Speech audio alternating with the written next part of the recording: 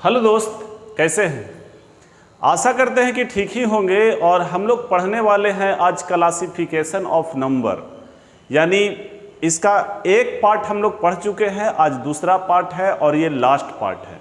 तो ध्यान दीजिएगा, संख्याओं के बारे में हम बता रहे थे, जो एक वीडियो हम पूरा बता दिए हैं एक वीडियो में, दूसरा वीडियो आज देखिएगा। तो हम लोग आज जानेंगे प्राकृत संख्या के बारे में, प्राकृत संख्या के बारे में, पूर्ण संख्या के बारे में और सम संख्या के बारे में, विषम संख्या के बारे में और अभाज्य संख्या के बारे में। अभाज्य संख्या के बारे में और भाज्य संख्या के बारे में, जुड़वा अभाज्य संख्या के बारे में, जुड़वा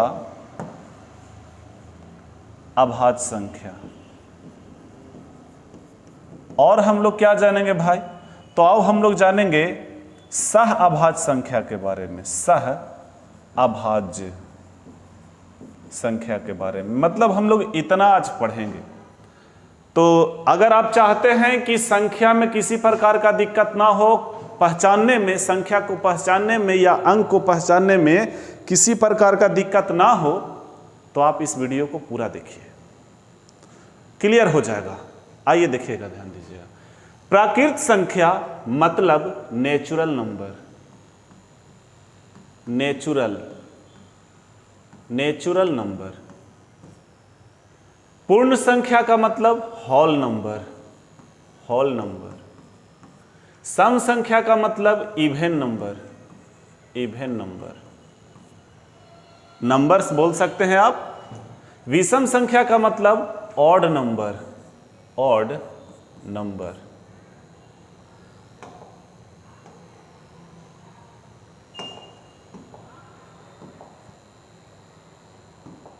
देखिएगा, अभाज्य संख्या का मतलब प्राइम नंबर।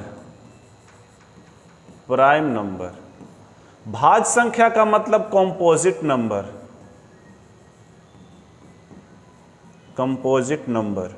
और जुड़वा अभाज्य संख्या का मतलब होता है ट्विन प्राइम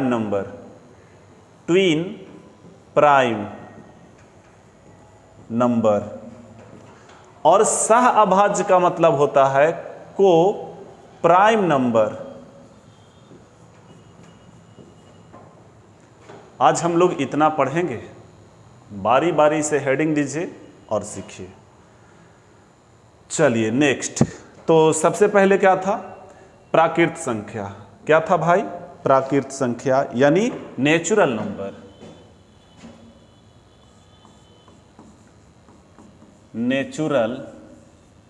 नंबर्स, यानी प्राकृत संख्या। अब जानिए इसके बारे में, प्राकृत संख्या के बारे में थोड़ा जानिए। देखिए, प्राकृत संख्या किसे कहते हैं? तो गिनती के संख्या को प्राकृत संख्या कहते हैं। गिनती के संख्या को, जैसे हम कोई चीज़ गिनते हैं या हम लोग कोई चीज़ को काउंट करते हैं, जो काउंटेबल है उसको काउंट करते हैं, तो कहाँ से शुरू करते हैं? तो बोलिए, एक से शुरू करते हैं। 1 2 3 4 5 6 7 8 9 10 डॉट डॉट डॉट आगे जाते रहेगा। 1 2 3 4 इंग्लिश में कहें तो भाई हम आपको डिफिनेशन बता दिए कि गिनती के संख्या को प्राकृत संख्या कहते हैं। अब हम आपको एग्जाम्पल दे रहे हैं। क्या दे रहे हैं?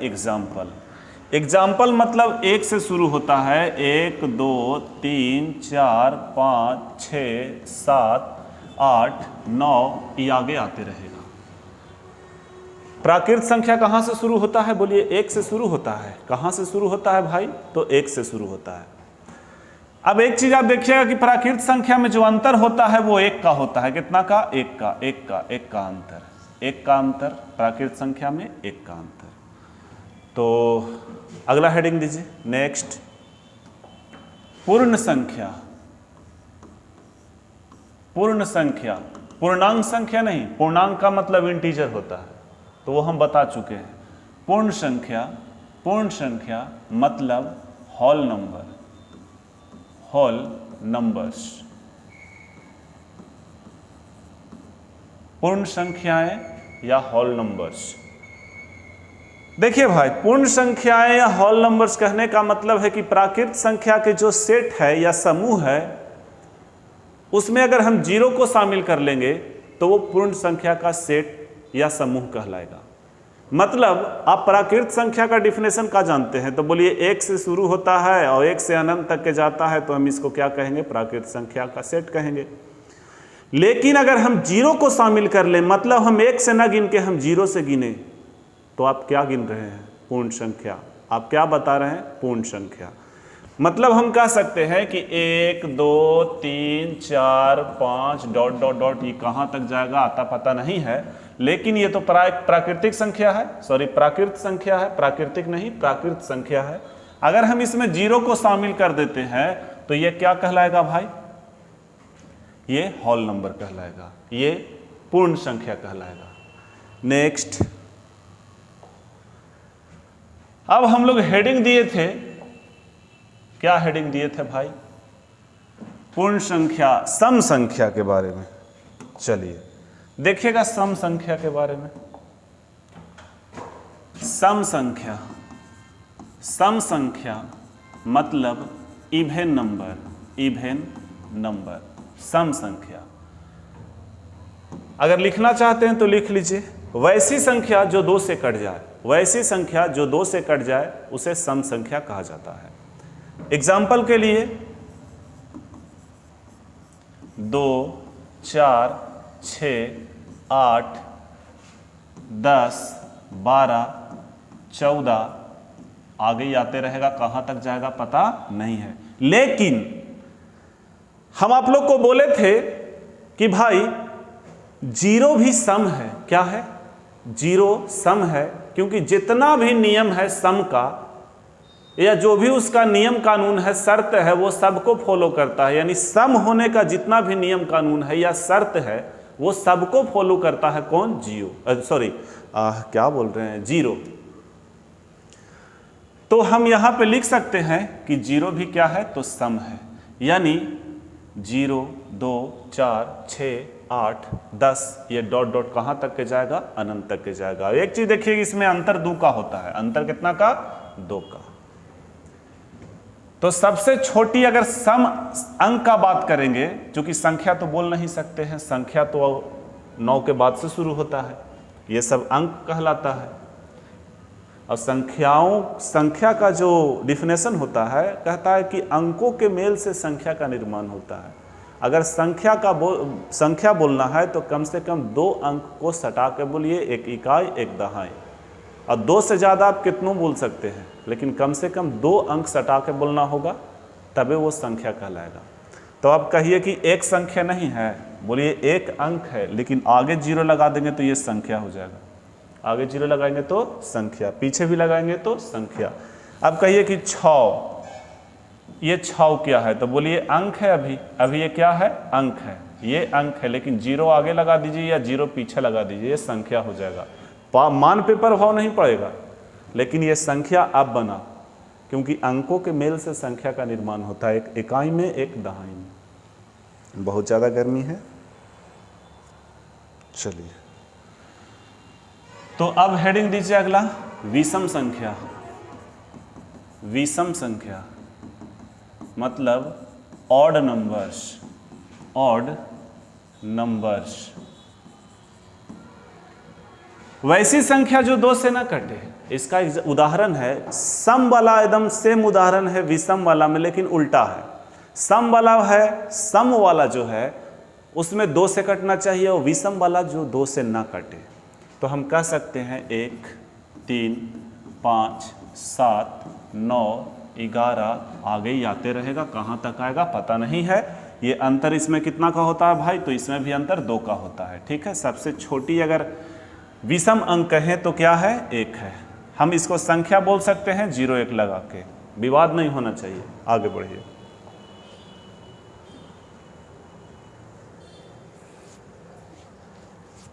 चलिए आगे बढ़िए।